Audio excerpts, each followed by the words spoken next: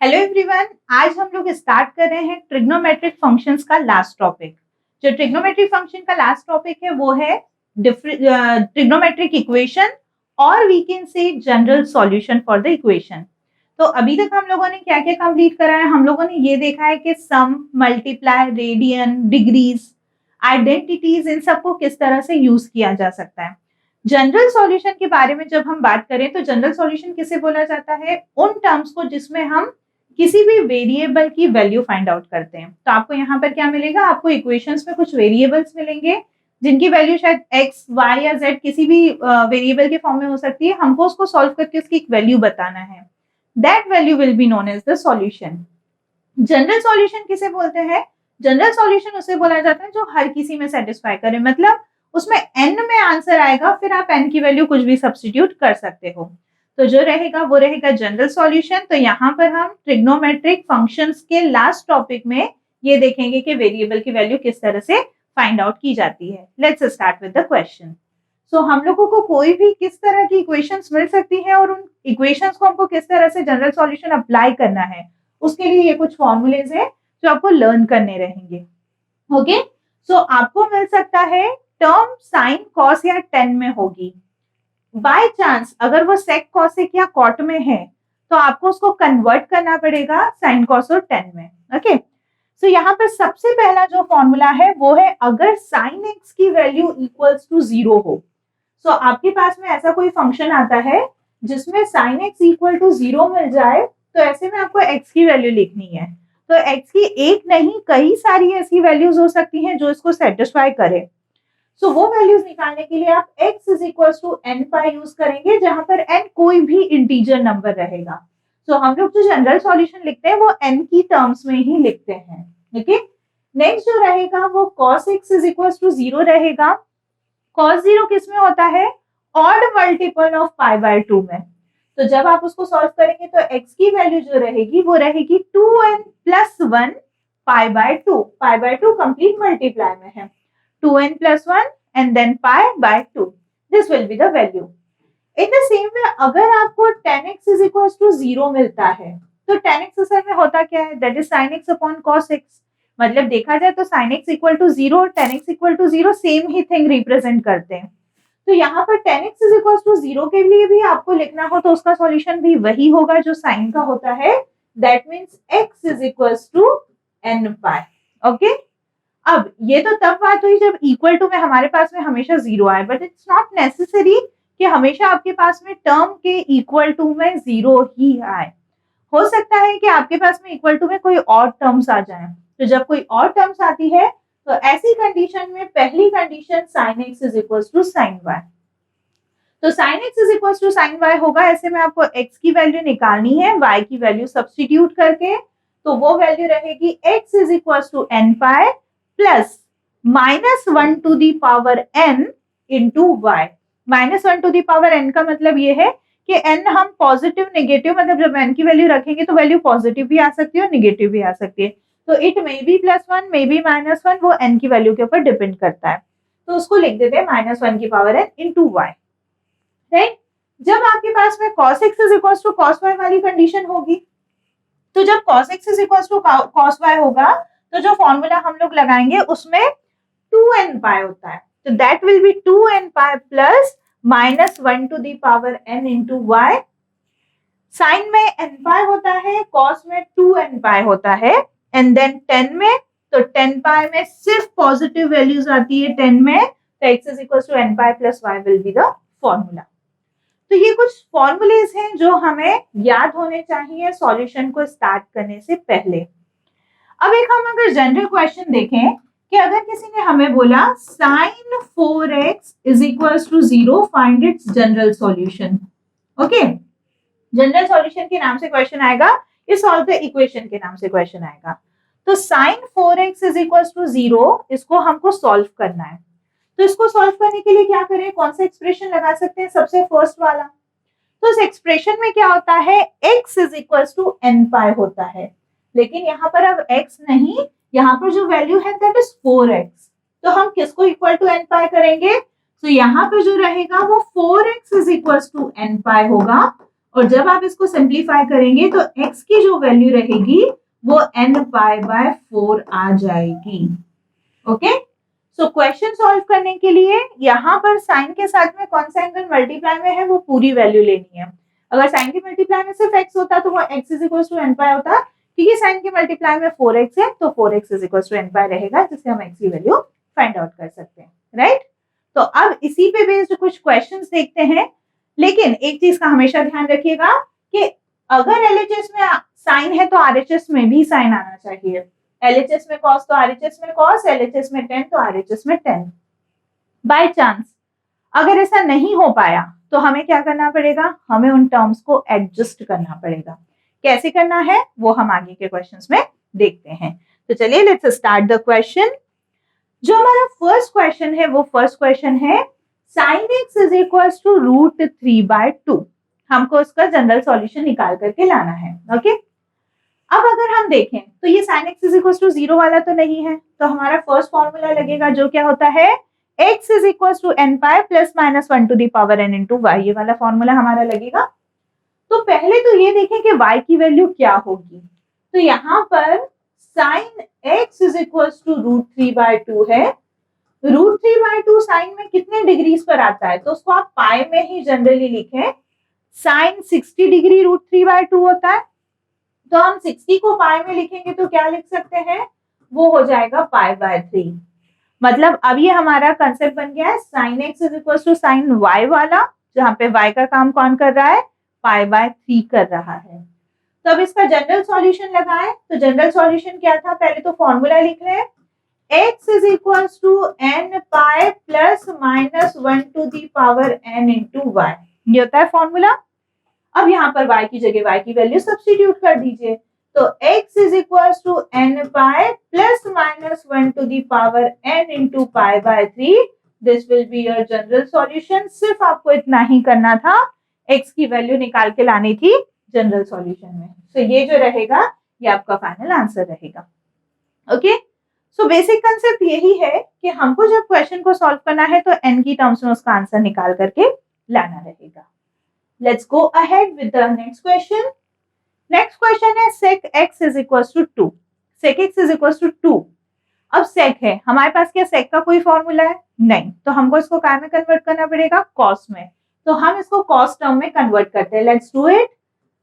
1 upon cos x becomes sec x is equals to 2. मतलब यहां से हम वैल्यू निकालें तो 1/2 is equals to cos x, या आप LHS RHS को जब इंटरचेंज कर दें so cos x is equals to 1/2। ये वैल्यू आ गई। अब इक्वल टू 0 नहीं है, मतलब फर्स्ट फॉर्मूले तो नहीं लगेंगे, सेकंड वाला ही लगाना है। सेकंड वाला फॉर्मूला लगाने से पहले इसको आप जरा cos में कन्वर्ट तो कर लें। cos x is equals to cos y होता है ना, तो यहाँ पे जब कन्वर्ट करेंगे तो cos x is equals to cos कितना 1/2 होता है, पाई बाय 3। वंस अगेन यहाँ पर भी cos 60 डिग्री जो है वो 1/2 होता है, cos पाई बाय 3 हो गया। अब जब हम इसको सॉल्व करेंगे तो इसको सॉल्व करने के लिए cos x is equal to cos pi by 3, मतलब y का काम जो कर रहा है वो पाई बाय 3 कर रहा है। डायरेक्टली जनरल सॉल्यूशन का फॉर्मूला लगा दें, तो जो जनरल सॉल्यूशन ऑफ cos होता है उसमें 2 आता है। x is equal to 2n pi plus minus 1 to the power n into y. जब आप यहाँ पे वैल्यू रखेंगे 2n pi plus minus 1 to the power n into pi by 3, जैसे ही वैल्यू रखा वैसे ही आंसर निकल के आ गया। ये जनरल सॉल्यूशन है, हमें बस यही आंसर लिखना है। ओके, तो हमेशा याद रखें जनरल सॉल्यूशन के क्वेश्चंस में सिर्फ फॉर्मूले हैं जो सबसे ज्यादा मैटर करते हैं और थोड़ा सा अरेंजमेंट क्वेश्चन में। Okay, let's see next question. जो नेक्स्ट क्वेश्चन है वो है 10x is equal to minus 1/√3। अब यहाँ पर माइनस आ गया, माइनस वाले में थोड़ा सा हमको अरेंज करना पड़ेगा। तो पहले तो ये सोचना पड़ेगा कि माइनस 1/√3 कहाँ पर आता है। तो देखिए हम लोगों को पता है 10 जो है वो 1/√3 10 30 डिग्री पे होता है, राइट। तो यहाँ पर एक 30 डिग्री पर हमारे पास में 10 पॉजिटिव रहता है, लेकिन वहीं अगर हम सेकंड क्वाड्रेंट में अगर चले जाएं तो सेकेंड क्वाड्रेंट में वो क्या हो जाएगा, निगेटिव, क्योंकि सेकेंड क्वाड्रेंट में पॉजिटिव कौन होता है, सेकेंड क्वाड्रेंट में पॉजिटिव होता है साइन और कॉसेक। तो सेकेंड क्वाड्रेंट में जो 10 होगा वो क्या होगा, निगेटिव। इसका मतलब यहाँ पर जो वैल्यू रहेगी दैट विल बी -1/√3, राइट। अब यहाँ पर कितना डिग्री का एंगल होगा, तो उसके लिए आप क्या करें, यहाँ पर 180 डिग्री से भी जो डिस्टेंस रहेगी दैट विल बी 30 डिग्री, क्योंकि हमको पता है tan 180 माइनस थीटा वापस माइनस का tan थीटा आता है। तो इधर जो है आप इसको क्या लिख सकते हो, अगर tan x is equal to -1/√3 है तो आप tan x is equal to लिख सकते हो tan पाई माइनस π/6, राइट, क्योंकि tan 180 माइनस थीटा माइनस का tan थीटा होता है। तो आप जब भी ऐसे नेगेटिव वाले क्वेश्चन करें तो आपको उसको क्वाड्रेंट के हिसाब से अरेंज करना रहेगा, राइट।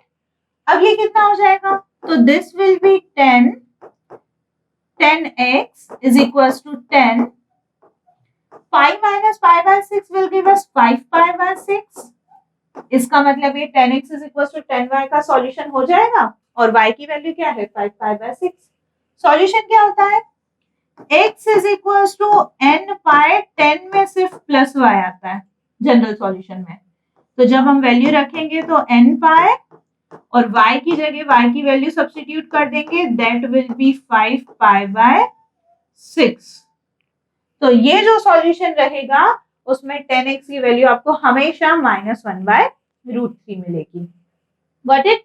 सो पॉजिटिव हो तो बहुत ही आसान है, हमेशा फर्स्ट क्वाड्रेंट लेना है, लेकिन जब नेगेटिव हो तो क्वेश्चन के अकॉर्डिंगली हम लोगों को क्वाड्रेंट चूज करना पड़ेगा और वैल्यूज चूज करनी पड़ेगी। Okay, let's go ahead for the next question.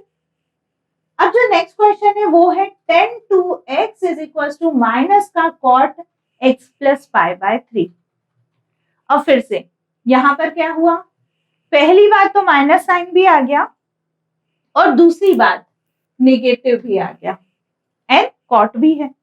तो पहली चीज 10 है तो cot को भी कैसे भी करके 10 में कन्वर्ट करना पड़ेगा, दूसरी चीज माइनस को भी एडजस्ट करना पड़ेगा। तो चलिए स्टार्ट करते हैं। अब सबसे पहले हमको पता है tan 90 माइनस थीटा जो होता है वो क्या होता है cot थीटा। 90 और 270 पहले के ट्रिग्नोमेट्री वाले पार्ट में हम लोग ये पढ़ चुके हैं कि 90 और 270 में वैल्यू चेंज हो जाती है।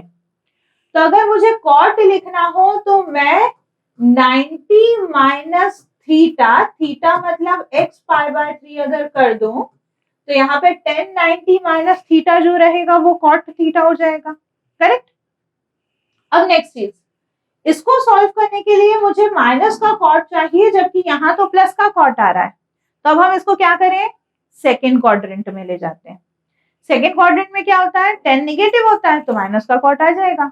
सेकेंड क्वाड्रेंट में ले जाने के लिए आप क्या करेंगे, 90 प्लस थीटा कर देंगे। 90 प्लस थीटा करेंगे ऑटोमेटिकली वो सेकेंड क्वाड्रेंट में चला जाएगा और tan 90 plus theta will give us minus का cot थीटा। तो आपको पहले इस तरह से अरेंज करना पड़ेगा। जब तक आप अरेंज नहीं कर पाएंगे तब तक आपको एक्चुअल में y क्या है वो मिल नहीं पाएगा, तो उसको अरेंज करना प्रॉपर्ली बहुत जरूरी। ना अब हम इसको देखें, ये क्या वैल्यू हो जाएगी, tan 2x is equal to 10। चलिए थोड़ा सा इसको सॉल्व कर लेते हैं। तो π/2 प्लस π/3 एलसीएम लेके जब आप इसको सॉल्व करोगे तो ये आपके पास में वैल्यू आ जाएगी 5 π/6 प्लस x।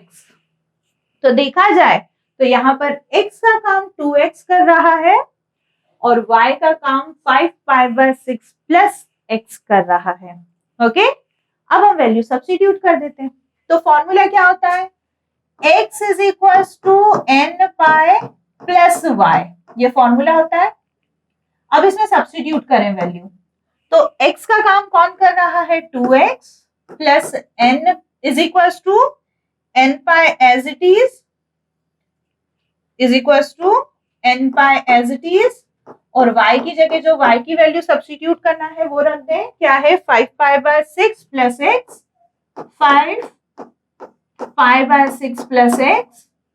जब आप इसको एलसीएम लेके सॉल्व करेंगे या फिर एक काम करिए, प्लस एक्स को यहाँ माइनस एक्स में ले आइए तो डायरेक्टली जल्दी सॉल्व हो जाएगा। 2x minus x is equal to n pi plus 5 pi by 6. 2x minus x will be x is equals to n pi plus 5 pi by 6. This will be the general solution where n belongs to any integer. Right? So इस question में सारी problems थी क्या क्या? पहली चीज, दोनों same kind के नहीं थे, एक टेन था एक कॉट था। दूसरी चीज, इसमें माइनस का साइन आ रहा था। तीसरा, इसका एंगल बिल्कुल डिफरेंट दिख रहा था। तो ऐसे क्वेश्चन को किस तरह से सॉल्व करना है वो भी हमने देखा। चलिए आगे बढ़ते हैं। नेक्स्ट जो है वो थोड़ा सा डिफरेंट क्वेश्चन आ गया। अब principal and general solution. Okay, principal value किसे कहा जाता है ये भी समझ लें हम लोग। प्रिंसिपल वैल्यू वो होती है जो इसके मेन डोमेन के बीच में लाई करे, राइट? इसकी जो मेन डोमेन के बीच में एक्स की वैल्यू लाई करती है उसको बोला जाता है प्रिंसिपल वैल्यू। मतलब फर्स्ट या सेकेंड क्वाड्रेंट की जो वैल्यूज होती है वो प्रिंसिपल वैल्यूज हमारी कहलाती है। ठीक है, जैसे साइन, तो साइन की जो वैल्यू होती है वो होती है 0 से लेकर के 2 पाई के बीच में, 0 से लेकर के, और you can say minus pi by 2 से प्लस पाई बाय 2 के बीच में। साइन की जो वैल्यू होती है वो माइनस पाई बाय 2 से लेके प्लस पाई बाय 2 के बीच में होती है। दैट इज योर साइन की प्रिंसिपल वैल्यू। तो प्रिंसिपल वैल्यू वो होती है जो सबसे पास में ओरिजिन के हो, या आप ऐसा बोल सकते हो कि जो फर्स्ट और सेकेंड क्वाड्रेंट या फर्स्ट और फोर्थ क्वाड्रेंट में लाई करे, अकॉर्डिंगली कौन सी टर्म है उसके हिसाब से। तो हम देखते हैं यहाँ पर प्रिंसिपल वैल्यू मतलब सबसे फर्स्ट वैल्यूज क्या आएंगी, और फिर जनरल सॉल्यूशन मतलब n की टर्म्स में क्या सॉल्यूशन आएंगी। तो अब दिक्कत ये है कि यहाँ क्वेश्चन में आधे में कॉस है आधे में साइन, और ऐसे क्वेश्चंस को सॉल्व करना इट्स नॉट दैट इजी। फिर कैसे करेंगे? तो उनको सॉल्व करने के लिए हम कॉस को साइन में कन्वर्ट कर लेंगे। तो जब कॉस को साइन में कन्वर्ट कर लेंगे तो कॉस स्क्वायर थीटा क्या होता है? 1 minus sine square theta plus 3 sine x as it is equals to 0, right? यहाँ पे जब हम इसको सॉल्व करें तो ये हो जाएगा 2 minus 2 sine square x plus 3 sine x equals to 0। आप चाहे तो इसको एक प्रॉपर क्वाड्रेटिक इक्वेशन फॉर्म कर लें। तो पहले माइनस का 2 साइन स्क्वायर एक्स लिख लें, फिर प्लस का 3 साइन एक्स लिख लें, फिर प्लस का 2 लिख लें, राइट?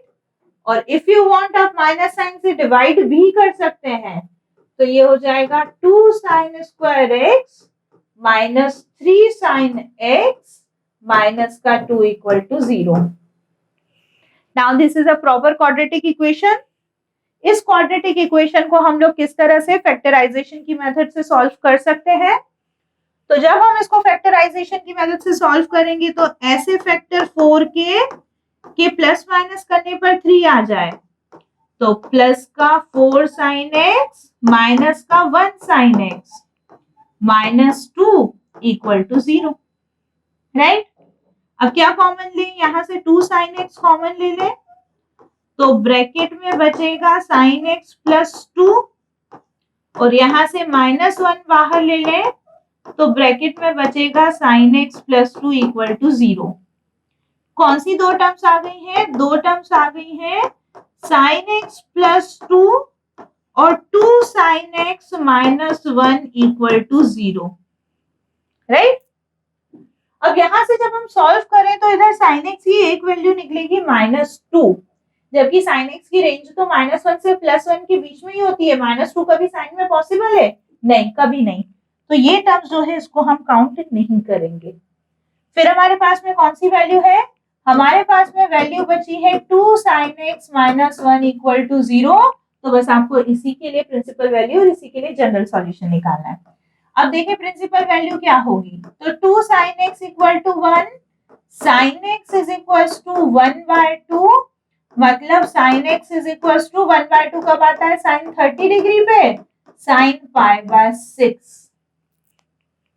तो जो पहली वैल्यू आई मतलब x is equal to π/6, that will be your principal value. x is equal to π/6 will be your principal value. और अगर हमको जनरल सॉल्यूशन निकालना है तो जनरल सॉल्यूशन के लिए इसका फॉर्मूला लगा देंगे, x is equal to n pi plus minus 1 to the power n into y, y की जगह π/6 लिखा, this will be your general solution, right. तो हमको थोड़ा सा ये ध्यान रखना है कि एक टर्म तो हमारे किसी काम की रही बट इट्स नहीं रही, but it's not always true. हो सकता है कि दोनों ही आपके काम की वैल्यूज होती, तो ऐसे में आपको दो जनरल सॉल्यूशन और दो प्रिंसिपल वैल्यूज निकाल करके लाना पड़ता है, डिपेंडिंग अपॉन द क्वेश्चन, उसके फैक्टर्स कैसे आए। और आप -2 के लिए भी नहीं निकालेंगे क्योंकि साइन की रेंज ही -1 से +1 होती है, -2 उसमें कभी आता ही नहीं है। Okay, let's go ahead for the next question. Next question भी ऑलमोस्ट सिमिलर है। sec square 2x is equal to 1 minus 10 2x, right. अब यहाँ पे फिर sec और tan आ गया, ऐसा नहीं चलता, हमको क्या करना पड़ेगा, किसी एक में कन्वर्ट करना पड़ेगा। तो रिमेंबर हम लोगों ने आइडेंटिटी पढ़ी थी जिसमें हमने पढ़ा था 1 प्लस tan स्क्वायर थीटा जो होता है वो sec स्क्वायर थीटा के इक्वल होता है। तो sec स्क्वायर 2x को हम 1 plus tan square 2x is equal to 1 minus tan 2x ऐसा लिख सकते हैं। हमने उसकी आइडेंटिटी लगा दी जो आइडेंटिटी थी। अब जब आप इसको सॉल्व करेंगे तो tan स्क्वायर 2x माइनस का tan x यहाँ पर बन जाएगा प्लस का tan 2x इक्वल टू 0, क्योंकि 1 माइनस 1 हो गया 0। अब यहाँ पर एक tan 2x हम लोग कॉमन ले लेते हैं, तो हमारे पास जो टर्म बचेगी वो बचेगी tan 2x प्लस 1।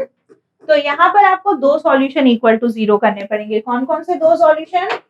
एक तो tan 2x इक्वल टू 0 और दूसरा जो सॉल्यूशन रहेगा वो रहेगा tan 2x plus 1 equal to 0। तो 1 बाय 1 दोनों के हिसाब से आपको सॉल्यूशन निकाल करके लाना है। ओके, तो पहले स्टार्ट करते हैं first case tan 2x equal to 0। तो यहाँ पर अभी हमने कौन सी कंडीशन देखी थी, साइन और tan का सेम होता है, x is equal to n pi, लेकिन यहाँ पर x नहीं, यहाँ पर 2x है, तो 2x is equal to n pi, मतलब x is equal to n pi by 2। This is your first general solution. और अगर आप प्रिंसिपल वैल्यू भी पूछे तो principal value tan 2x is equal to tan 0, मतलब 2x is equal to 0, x is equal to 0 by 2। तो ये आपकी आ गई प्रिंसिपल वैल्यू और ये आपका आ गया जनरल सॉल्यूशन, राइट। अभी सेकंड और बाकी है। सेकंड क्या था? सेकंड था tan 2x plus 1 equal to 0, right. अब tan 2x plus 1 equal to 0 मतलब tan 2x इक्वल टू हो जाएगा माइनस का 1। अब 10 माइनस 1 कौन से क्वाड्रेंट में होता है? ऑब्वियसली सेकंड में। और 1 कितने डिग्री पे आता है? 45 डिग्री पे। तो हम इसको क्या लिखेंगे, सेकंड में ले जाने के लिए हम इसको लिखेंगे tan 180 माइनस 45, क्योंकि tan 180 माइनस थीटा जो होता है वो tan थीटा होता है और सेकंड क्वाड्रेंट में माइनस का। बस अब आपके पास में क्या वैल्यू आ गई, tan 2x is equal to tan 3 pi by 4। तो पहले तो अगर प्रिंसिपल वैल्यू के बारे में बात करें तो डायरेक्टली इन दोनों को कंपेयर कर लीजिए, कितना हो जाएगा, 2x is equal to 3 pi by 4, मतलब x is equal to 3 pi by 8। ये हो गया x की वैल्यू। नेक्स्ट जनरल सॉल्यूशन के लिए अगर हम बात करें तो फॉर्मूला लगाएं, 2x is equal to n pi plus y और 2 का डिवाइड कर दें तो यहाँ पर जो जनरल सॉल्यूशन आएगा वो हो जाएगा x is equal to n pi by 2 plus 3 pi by 8। This will be your general solution, correct. तो क्वाड्रेटिक इक्वेशन बना करके फिर स्क्वायर वाली क्वेश्चन हो तो उनको सॉल्व किया जाता है और अगर दो कंडीशंस हैं तो आपको दोनों ही कंडीशन सॉल्व करके बतानी पड़ेंगी, किसी एक को सॉल्व करके छोड़ नहीं सकते हैं। Okay, let's go ahead for the next question. अब नेक्स्ट क्वेश्चन में फिर हमारे पास में वो हमने जो सम वाले और प्रोडक्ट वाले फॉर्मूले पढ़े थे उसी पे बेस्ड कुछ टर्म आ गई, right. Sine 2x minus sine 4x sine 6x। अब इसको तो कुछ कन्वर्ट करने का दिक्कत है, तो क्या करें, तो एक काम करते हैं, पहले भी हमने ये करा था 2 और 6 का पेयर बनाया था, अभी भी हम यही करते हैं, बीच वाले को साइड में कर देते हैं। तो let's make the pair of sine 2x plus sine 6x minus sine 4x as it is. Okay, अब यहाँ पे sine A plus sine B या sine x plus sine y का फॉर्मूला क्या होता था जो प्लस को मल्टीप्लाई में कन्वर्ट कर देता था, 2 sine A plus B by 2 into cos A minus B by 2 minus sine 4x। तो हमने साइन 2 थीटा का फॉर्मूला पढ़ा था, 2 साइन थीटा कॉस थीटा, यहाँ पे 4 है तो 2 साइन 4 का आधा 2x cos 2x equal to 0। ये बन गई इक्वेशन। अब क्या करेंगे, 2 साइन, इसको सॉल्व कर लेते हैं। तो यहाँ वैल्यू क्या आएगी, 4 प्लस 2 6 प्लस 2 8, 8 डिवाइडेड बाय 2 मतलब 4x। ऐसे यहां पर जब करेंगे तो cos 2x माइनस 6x मतलब 4x और 4x डिवाइडेड बाय 2 मतलब माइनस का 2x minus 2 sine 2x cos 2x equal to 0। अब आपको ये बताया था कि cos में माइनस का कोई फर्क नहीं पड़ता है, तो जब हम इसको सॉल्व करेंगे ये वैल्यू आ जाएगी 2 साइन 4x, cos पे माइनस का कोई असर नहीं पड़ता तो cos 2x as it is minus का 2 sine 2x cos 2x as it is equal to 0। Now what can we do, हम 2 cos x कॉमन ले सकते हैं, let's take it. 2 cos 2x हमने कॉमन लिया तो हमारे पास में ब्रैकेट में बचेगा sine 4x minus sine 2x equal to 0, correct. अब इसमें फिर sine x minus sine y का फॉर्मूला लगा दे, तो sine x minus sine y का फॉर्मूला क्या होता है, let's see, 2 cos 2x as it is, sine x minus sine y का फॉर्मूला होता है 2 cos a plus b by 2 sine a minus b by 2।